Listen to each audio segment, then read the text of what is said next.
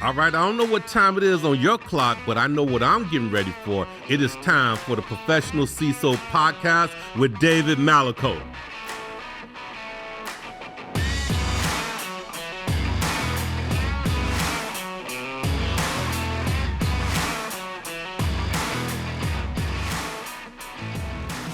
Welcome, one and all, to the Professional CISO Podcast. I'm your host, David Malicoat. This show is an exploration of the topics necessary to professionalize the CISO role. Today, our guest is Robert Pace, CISO of Invitation Homes. We've had a couple sponsors that have believed in us from the very beginning. So first, I want to thank Interpret Security, the guys over there, Nick Lanta, Michael Jakes, founders. Great partnering with you guys, and I appreciate that you guys have seen what we're trying to accomplish here, as well as ContraForce. Stan and Ricky have been supporters from the very beginning, giving us license to have the guests on that we want to have and do what we want to do. So let's talk about being a professional CISO. So this is an honor. Robert and I, just full disclosure, we worked together at Perot Systems and Dell back in the day. Previously, Robert was with First American Payment Systems, Textron, and PwC. Please welcome Robert Pace. Hey, thank you, Dave. This is my honor to be here. Let me tell you, my friend, just to be here to have a conversation with you on this day, it is really good. I'm looking forward to how we want to chop it up during this discussion. Oh, for sure. For sure.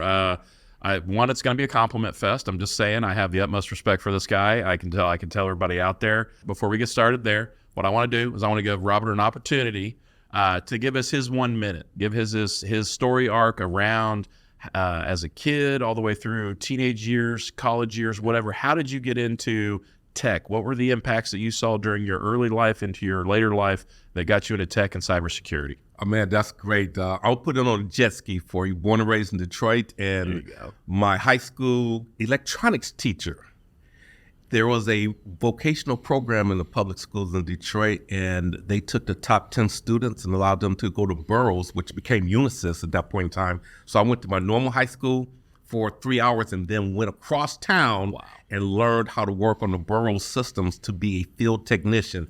That was my entree into there, and it was working out great. But I said I wanted to go to college, so I had a chance to go to Michigan State. Even my intern summer jobs was at the Chevrolet plant there in East Lansing, Michigan. And the plant manager said, "Hey, young man, can you keep my computer loaded up with better games than the guy with Fisher Body?" I said, "Yeah, I can do that." So that was about foray into it. And that was strange enough. I was around quality control and learning. And upon that, exited and had the first job at Ameritech, learning telco, which was the internet before it became popular, right? I learned that, supervising union folks, and from that, it just kept going on and on. I've been blessed, let me say blessed again, to have really good mentors. And one of my mentors told me that you love this computer stuff so much, you're going to be in that eventually, you should go.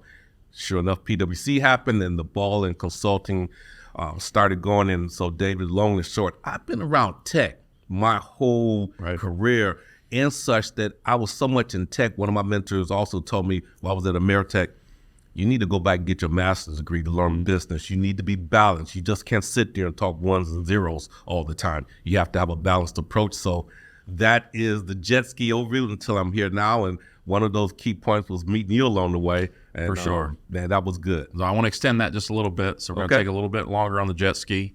So how did you go from the tech into cyber? Hey, great. It was the proverbial Three Stooges. Somebody stand forward, everybody else took a step back. So I was able to, hey, you take that and you do it. And what it became was being a comms person, dealing in telco and outages, understanding how to handle systems. I just became the calm person in the room, and I had a thirst for learning. Being calm is one thing, but you have to want to learn and continuously learn. And it wasn't no books in information security back then. Not back then. No, it was so crazy. It was a 2600 magazine. We would go out to Barnes and Noble and buy them all up because we knew that's what the threat actors was looking at that point in time. But I just became enamored with all the elements of information security. I mean, just being around it, learning, and just when you think you know, you don't know. You don't know.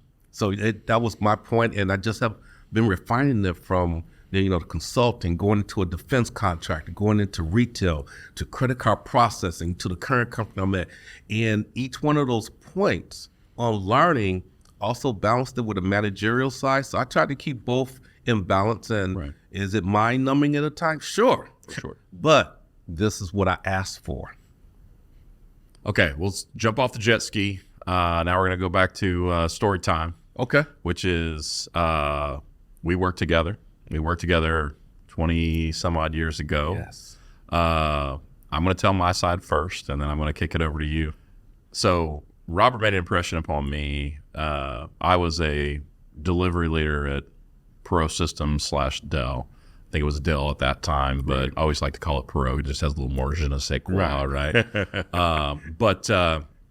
And I was leading a transition for a company that we were pulling services in. We were going to start providing services. And Robert and I wound up being, during this transition was 2 weeks, and even stayed over the weekend just in case anything went wrong. But we were stuck, basically, just he and I in a very large conference room. If I recall, it was a very large round table. Huge conference room. Almost like a command center is the way I would kind of put it. And initially, since we didn't know each other very well, he sat on one side and I sat like 180 degrees across on the other, right? But ultimately, as the week went on, we got to know each other better because we would have these calls, and ultimately we'd set the teams up forth on their tasks, and then there wasn't a whole lot for us to do other than track progress. So we started talking. I think it might have been the second week that it was, and we were sitting there one day, and Robert leans over to me and he says, "Dave, you need to get into cybersecurity." And I was like, yeah, okay. I think kind of took that as a compliment, I guess. But I was like, okay, but I kind of thought I had my own thing going on. I had a path forward, and I felt good about what I was doing. So I was like, yeah, I appreciate that, man. But it stuck. That was the thing. The seed was planted. And so it was not anything more than 2 years later that I had already made the decision, because I was already doing some security, right? And knew nuances. Obviously had somebody like you as my information security officer that was teaching me every day. Talk about teaching up, right? But to have that ability to be around somebody, a professional like you at that time, for sure. So now I will let you go from your perspective on that origin story. I think your summary was good, but just let me break it down from a CISO perspective. On that large-scale engagement, and David was correct, it was a large conference room, big command center. But we know as CISOs, and everybody listening can understand where I'm going. You have a delivery leader, just get her done. It can't be that hard, just get her done. And I'm going, I can't water this down that much. You understand the risk point, and you have to understand. Needless to say, it was 2 alphas. That's exactly that's why we was 180 degrees apart, because I had my territory, you had yours. You wanted just enough to keep everything going, and I wanted you to know just enough to stay out of my way. Mm-hmm. But during that meeting, it was a process element that drew that kinship. ITIL, understanding process flow, understanding how to do more through others. That was so key. And during that meeting, that 2 weeks, we started inching a little bit closer. Mm-hmm. We may walk outside a little bit. And before you know it, we were, hey, let's go grab a coffee, starting to share points. As you said, you was looking at me, David. I was looking at you. I enjoyed the managerial skills, being able to sprinkle in the good business acumen, as well as delivering the technology. That's what made it good. And it was that point where we kind of both relaxed, put the weapons away, and we started to know each other, and it was a good compliment. So I think that was the key point, that you just left out a little bit that I wanted you out of my way, and you just wanted enough from me. I wanted to set you up for success today in this podcast, so that's why I wanted you to bring it home, which I knew you would do for sure. Not rehearsed by any stretch of the imagination, but and I do want to acknowledge that after that, I went out, I did consulting. I was a road warrior for 5 years. COVID happened, and I wasn't connected to the DFW cybersecurity community. And Robert was one of the key people that brought me into the fold to be able to introduce me to folks. Here, this is what you need to go to. Here, introduce you to this person. And honestly allowed me to get to where I'm sitting today to have these critical conversations with folks. So I could think of no one better to bring in on one of my first podcasts to talk about what it means to be a professional CISO, because we had agreed upon that a long time ago without even realizing that we had, right? That's so true. You know, when you summarize that, regardless of the vertical the person is operating in, you see talent. And I think the one thing for CISOs have to understand how to bring more folks into the fold. It cannot and should not stay the same. So the growth is by bringing different folks with different perspectives into it. And the transformation, man, we was doing transformation way back then. Yes, we were. You know, the fancy words you can put to it, but the concept was transformation. And how do we continuously learn? And I can just paraphrase it no better than saying iron sharpens iron. For sure. And then we've had that conversation before as well, yes. which, and I cherish the time, because I think the other side of it is this: we all, as CISOs, we're all busy. Yes. And you have to make time to be able to get together and have that iron sharpen that iron, right? In a very purposeful way as well. So definitely encourage everybody out there, whether you're a CISO today or a burgeoning or want to be in that position one day, just understand that's a big part of the process. And you have to trust that circle that you have. It's going to be a lot of folks, CISOs, that you're going to be around. You're going to hear things, but you have to have that core team that you trust. Agreed. That when they tell you something, you listen. Put your ego aside. Right. Take it in and listen. Run things by them. Tell them, I'm going to work on a presentation, or I'm seeing this in the mixture of the people I'm dealing with. Have you heard that? Have you seen that before? Tell me what I need to change in my delivery. And it could be a book, it could be a presentation, or the dress, anything. Yes. And you know, one of the funny things about that, and Dave, we've had this before. We could be at a conference, and sometimes I can see you being shanghaied in a corner by somebody, and I'll go grab you. Yeah. You need that kind of core. Yes, Excuse me, do. you know, you can remove yourself. You gotta, and not in the dating kind of way, but you need a wingman from time to time, or a wingwoman from time to time to help you. You do, for sure. And I think that's how we become stronger, because we gain more knowledge from the collective body. Oh, we are smarter than me. That's it. Turn the M upside down and make it a W. Right. We. Exactly. How do we do this? Exactly, right? man. How can we get better? Because if we're not learning and sharing, we got to pass this on to the next set of folks. Thus, why we're here. That's why we're here. And so, honestly, right into it. So, yeah, I mean, one of the things that you had indicated, and I like how you led in there, which is the ability to self-reflect, the ability to look at the hard things, ability to be vulnerable, let's say. I think that's all part of what the point of this podcast is. Have the hard conversations, take your ego off the table. If there's an elephant in the room, we're going to go talk about it. So I want you've already kind of talked about it. Talk to me about your perspective on professionalizing the CISO role. Like, where are we at today as an industry, right? Because we have, it's a bell curve, right? As most everything is. But where are we at? What are you seeing? What are you seeing as far as the positives, the what's moving in the right direction, and maybe what might be moving in the wrong direction? Man, great point. I think let's start with the right direction, because there's so much good, and even those items that could be wrong, and I hit on them, we can make it right. The element that we have now, from the groundbreaking that has been done in the past, and even some of the bad incidents that's happened, we have that voice in the room. Now, the one item I would stress, you don't have to prove that you're a CISO when you walk into the room. You've already been invited. Relax and understand the business element. If you have not gained more knowledge on process, and I mentioned that earlier, that's what we have that relationship on, ITIL.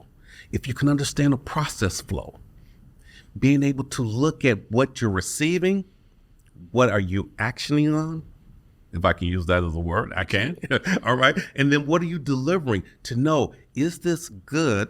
And one of the key points on that is you have to understand the business element. I advise a lot of the guys on my team, it's great to put a lot of controls right there, but you can't put a $10,000 control over a $2 risk.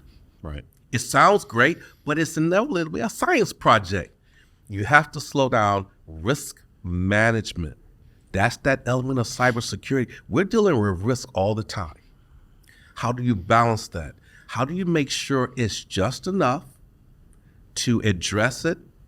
And depending on where the business is going or where the project is going or what your budget is, balancing a little bit of growth. So I look at it from in that realm of business, we have to learn and continuously provide options.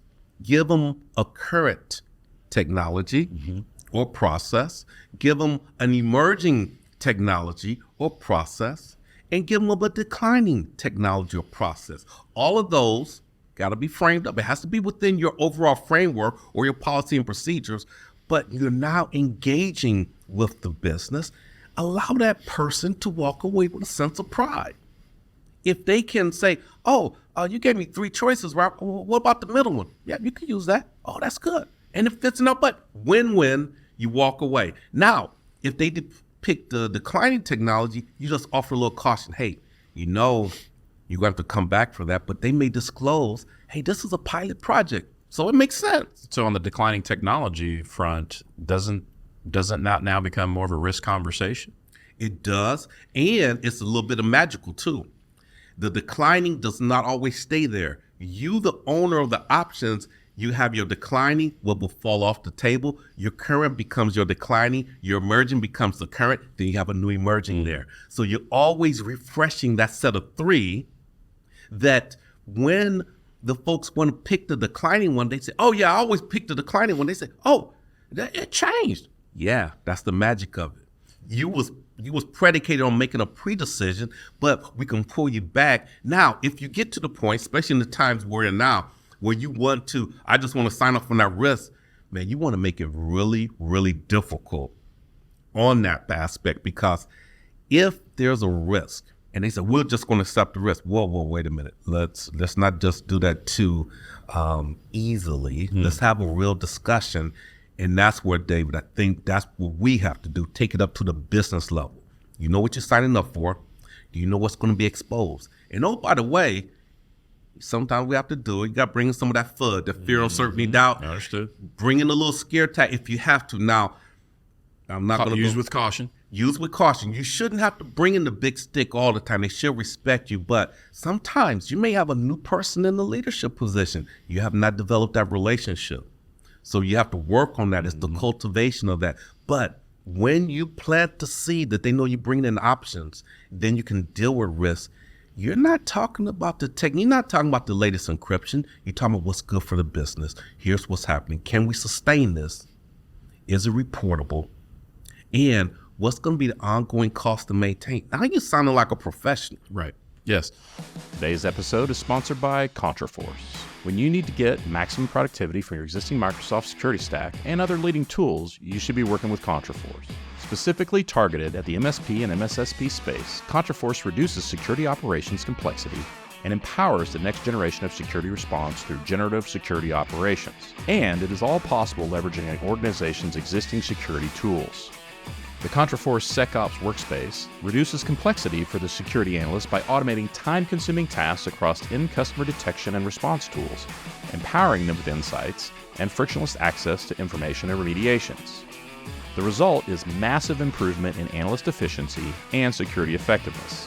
ContraForce eliminates security fatigue. They have increased speed of connector deployment, one-click incident response, and they stack responses with incident response gamebooks.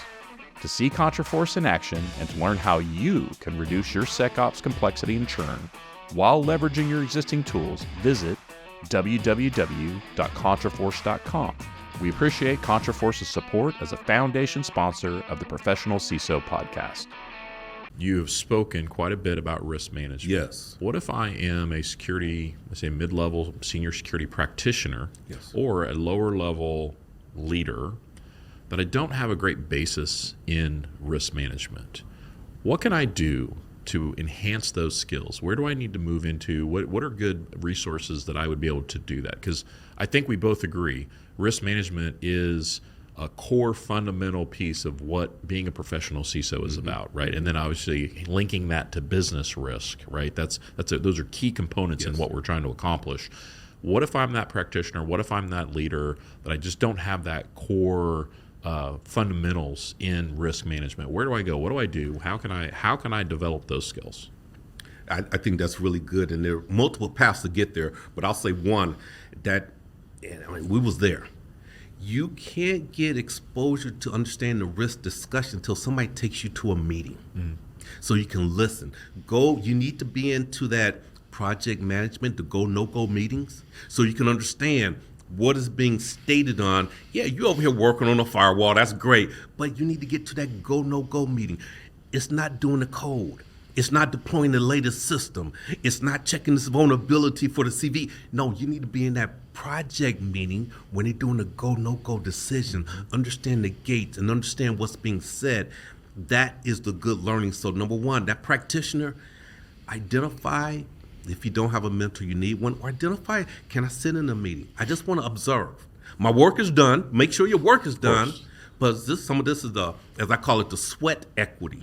Go to that extra meeting where you can learn on what happens, because David, you and I know things happen in a meeting. Business changes. Yes. Something happened on the earnings call, or it's been a new announcement. Right. And something, we need to move forward. Can we forego that and still go live?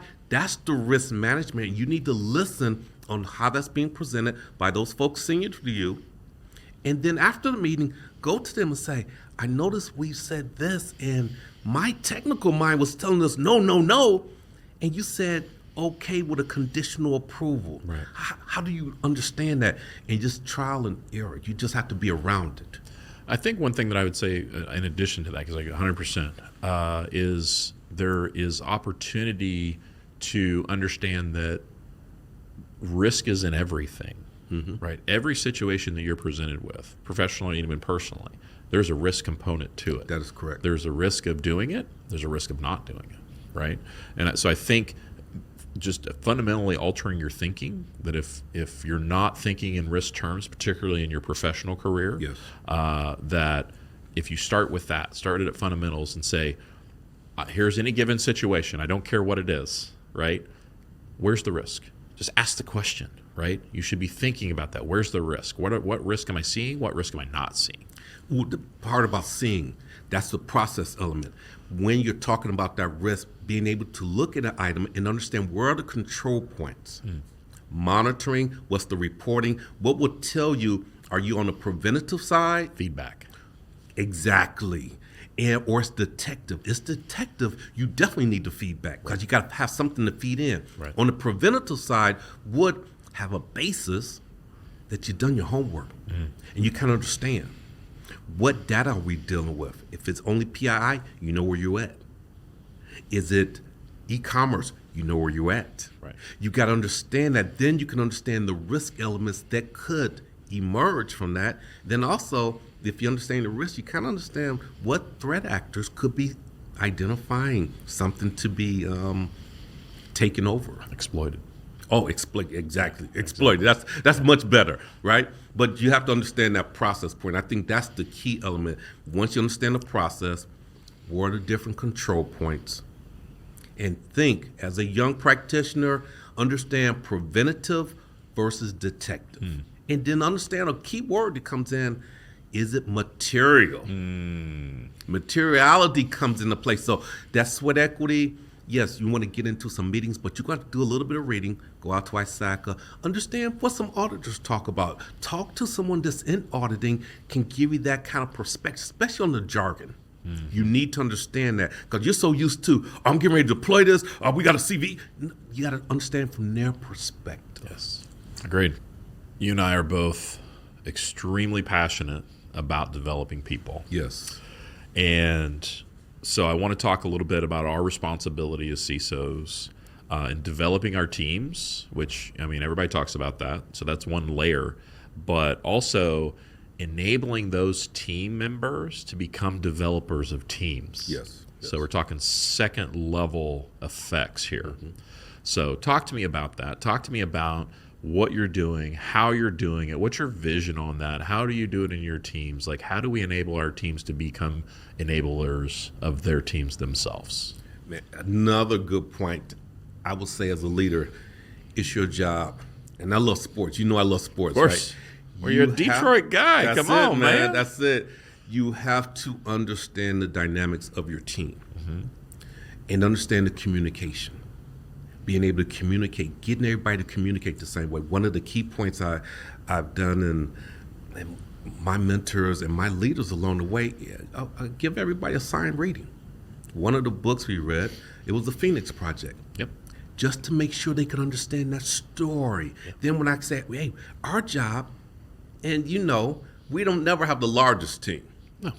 So you got to be able to understand the process. Can you get on the catwalk and look at the flow? What do you see? Engage when you have to, get down to the floor, but then get up on the catwalk and understand the flow. What are you seeing? So we went through that reading. That was good. And to a point, the guys younger came back, oh, I like that book. That was a good story. And they said, well, do I have to read it, Robert? Or I said, just have knowledge of it. I'm telling you, you can use Audible. You can read it. I don't care. What I do care is that when we start working and we make a reference to the book, you're able to understand that book and can bring forth some key points. Another item, so the assigned reading is nice. Get everybody level set. You as a leader need to make sure you have those points there. What I like to do is make myself a member of the team. So I'll take one of my younger guys and I tell them at any point in time, you're going to be leading a project. I will be a member of the team. I now need to immerse myself on the team to understand what are you doing as a leader, so can I understand and see clearly that's what we talked about or that's not what we talked about, and give them coaching points. After every meeting, I'll make sure I pull the guy aside. Hey, great meeting, but you didn't, as I call my 3 Ps, you start a meeting off, you need to have a purpose, process, and then a product. Have that, set the tone for the meeting. One of the guys said, well, why do I need to do that? Because you will always have a wild card. Yes. And if that's not on the agenda, that's not one of the products, you can gently push them aside. Great idea, David. Well, let's put that on the parking lot and talk about it later. So immersing myself on the team, looking at their ability to lead. And when you make yourself a member of the team, tell them, don't give me too much because I still have another job to do. Right, exactly. But you're able to look at them and let them lead that meeting. Just listen. Don't try to overtake them. Let them lead it and then give them the coaching points afterwards. I'll give you a quick point if I can. Yeah, for sure. One of the young men said, hey, you got to do your elevator speech. And the young man, he kept looking at me and looking at me, had no idea what I was talking about. And I put him aside. I said, I've been saying this for a couple of times. Do you know what I mean? Honestly, Mr. Pace, no. Okay. Let's take your content. Let's go out to the elevator. And we went down to the first floor. Now, we're going to go up to, I think it was the 13th floor. You got until the 13th floor to make sure I know what I need to know before I walk out. You can do the walk and talk or the elevator. That's why they call it elevator speak. Captive audience. Yep. Tell me what I need to know. And the analogy is, tell me what time it is. Don't tell me how to make the watch. Right. And so those are items I utilize in there. And that's about me being a participant on my teams, leading, and then understanding too as a leader. That's why we have 2 ears. You got to listen. If you're not hearing what you should hear from your team, you got to go back, call a timeout. Sometimes you got to look over at people. Circle them up. Circle them up. This is your task. This is what you need to do.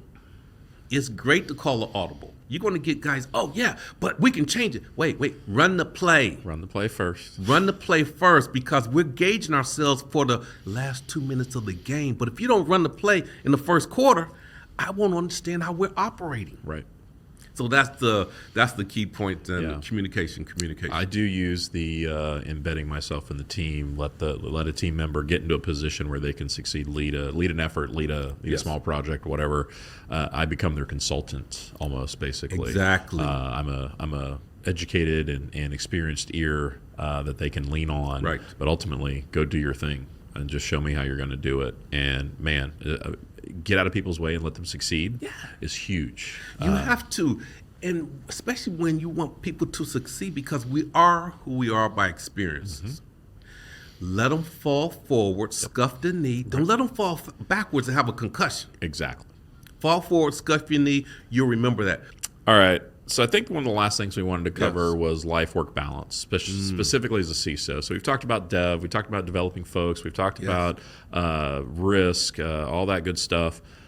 But now we're talking about CISOs. And we got into this conversation on the phone the other day out of the blue to be able to just talk about, like, what can you do as a CISO today, or as you're coming into these more intense roles, to get yourself into a place where you're not burning out, or you're able to manage these things better, because obviously burnout is a key in our role in our industry. So talk to me about what your thoughts are. I have some as well, so I think we can kind of go through this pretty snappy. My thoughts on there could be a little bit controversial, but I'm gonna you're in the right place for it. That's it. I'm just saying that. One of the items is that we've chosen this profession. We get to do it. We asked for this. Out of all the jobs out there, we asked to be in cybersecurity. However, the best thing about your mental health, and I do believe it's important, but you know yourself. Control your feet to help your mind. If you're around negativity, move your feet. Get off from around that environment, because it can be very toxic. Yes. Control your feet. Know how to give yourself an out. Go walk. Time and space. Time and space. Walk around the parking lot. Know how to give yourself a mental break.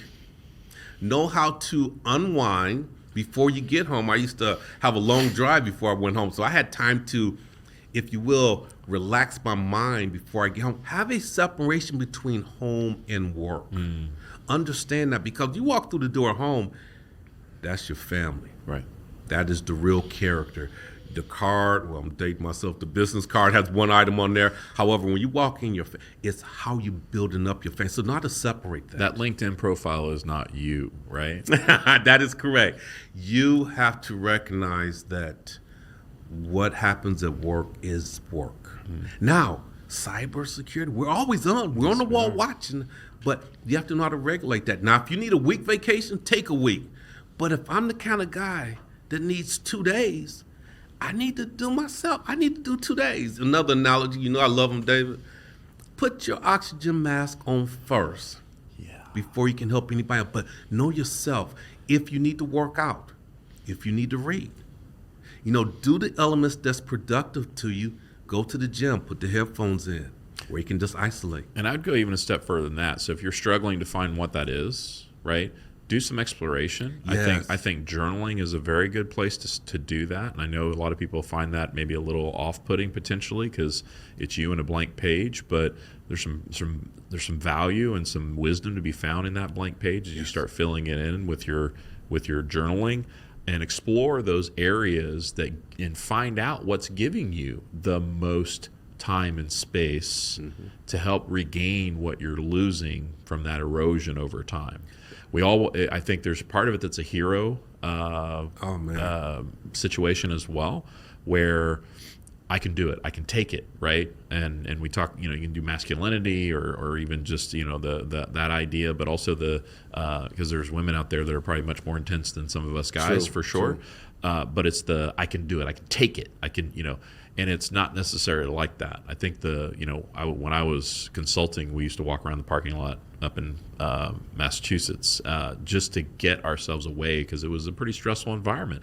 And it worked wonders, and I've leveraged that since then. I had never done it before, but I had a wise soul that said, let's go for a walk.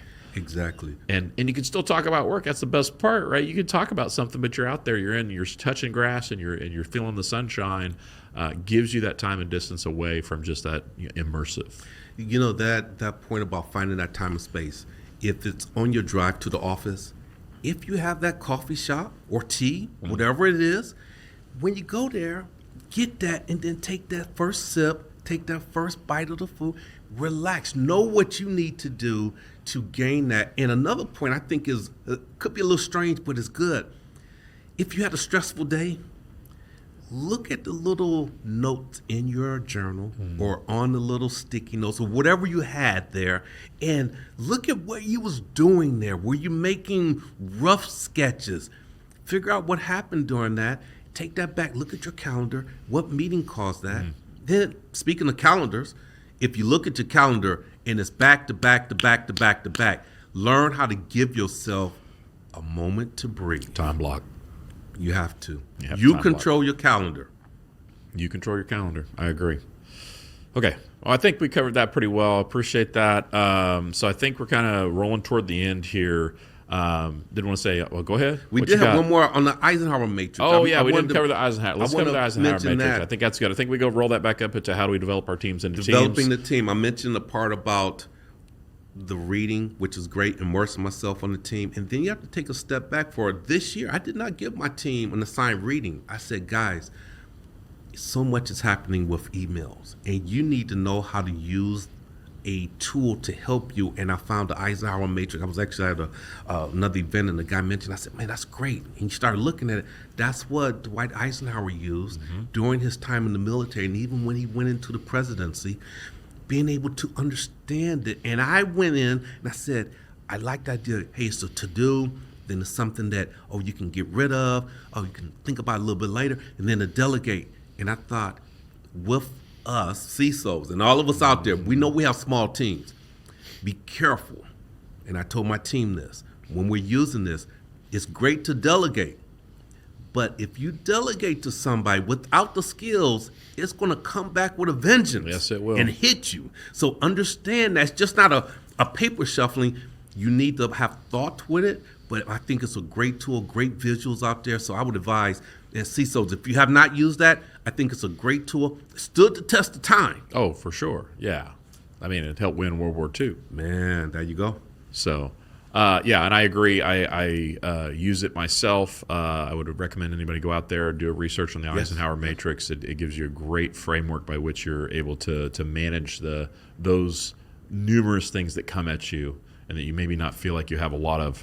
It clutters up pretty quick, and it allows you to cut through that clutter and get things where they need to be. So perfect. Yeah, thanks for reminding me of that. Okay, so we're going to do the wrap up, and this is my 10 questions. So my 10 questions are a little bit different for the audience there. If you haven't heard the podcast yet, a whole big thing that I want to do is humanize what we're doing here, right? So yeah, we can have tough talk. We can call the elephant out in the room and all that good stuff. That's fine. But at the same time, we're all humans. We're all here. We all want to connect, right? And so with the 10 questions, it's a series of 10 questions that really short answers, but it's going to allow the audience, the listening audience, to connect with you and understand who Robert Pace is as a human being, and that you're not just a CISO with great wisdom, but you're there's a whole lot more to you. So here we go. All right. What's your favorite word? Oh, man, my favorite word in times of stress or... Just your favorite word. No modifiers. If I'm stressed, it's going to be... It can maybe a little bit out there. Do it. But it's like, oh, shit. You're fine. Because that hits it. And it's like hitting your thumb with a hammer, or you stub your foot. That's the first to come out. But we're going to go in the closet after a meeting. That's the first thing you say. Yeah, Exactly. What happened? What's your least favorite word? Oh, that's easy. I'm putting the two together. That's easy. I don't like that. It's not easy.